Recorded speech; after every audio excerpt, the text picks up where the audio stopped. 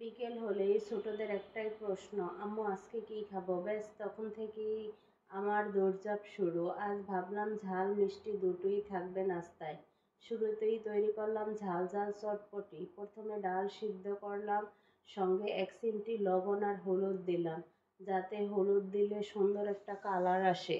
অন্তত 5-6 ঘন্টা আগে বা সারা রাত ভিজিয়ে রাখলে ডাল ভালো দ্রুত সিদ্ধ হবে এবং মাখা মাখা টেক্সচার আসবে। তাড়াহুড়া থাকলে গরম পানিতে 30 মিনিট ভিজিয়ে রাখুন।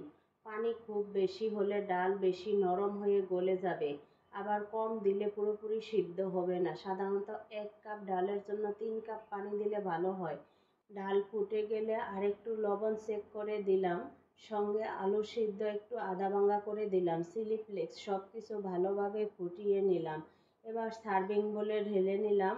দিয়ে দিলাম ধনিয়া পাতা কুচি, কাঁচামরিচ কুচি, ভাজা জিরার গুঁড়া, চটপটি মশলা, টকটা আগেই আমার ঘরে বানানো ছিল, ডিম, সব কিছু ভালোভাবে মিক্সড করে নিলাম। নেওয়ার পরে আর পেঁয়াজ কুচি আর ফুচকাটা আমি দেই নাই, এটা পরিবেশনের সময় দিব। যেহেতু অনেকগুলো চটপটি, যেহেতু গরম, কাঁচা পেঁয়াজ দিলে চটপটিটা তাড়াতাড়ি নষ্ট হয়ে যাওয়ার চান্স থাকে, তাই ওটা খাওয়ার সময় যার যার পরিমাণ মতো দিয়ে নেবে। ব্যাস তৈরি হয়ে গেল আমার টক ঝাল চটপটি।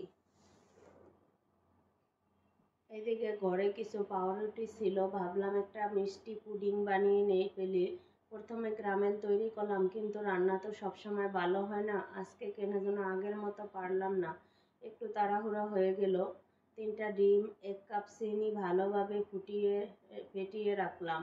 এরপর 1 কাপ দুধ আর পাউরুটি একসঙ্গে মিক্সড করলাম, সব মিশিয়ে ছেঁকে নিলাম, ক্যারামেলের উপরে দিয়ে দিলাম। তারপর একটা হাঁড়িতে পানি দিয়ে টিস্যু পেপার দিয়ে বাটিটা বসিয়ে দিলাম। পুডিংটা দেখতে খুব ভালো হয়নি, ঠিক আছে ক্যারামেলের কালারটা, কিন্তু খেতে একদম মজার ছিল।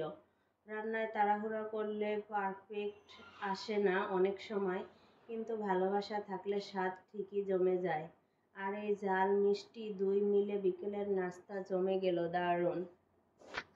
আর নাস্তার শেষে মিষ্টি কিছু না হলে চলে, তাই তো বানিয়ে ফেললাম ক্যারামেল পুডিং, নরম তুলতুলে।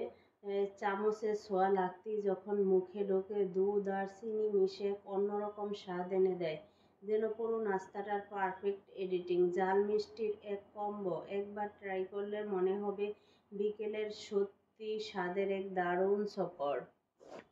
ঝাল মিষ্টির পাশাপাশি 1 গ্লাস লেবু, পুদিনা পানি বা ডিটক্স ড্রিঙ্ক রাখলে হজম ভালো হবে এবং খাবারের ভারসাম্য বজায় থাকবে। চিনি কমিয়ে খেজুরের গুড় বা মধু ব্যবহার করতে পারেন। আর ফুল ফ্যাট দুধের বদলে লো ফ্যাট দুধ নিলে ক্যালোরি কম হবে।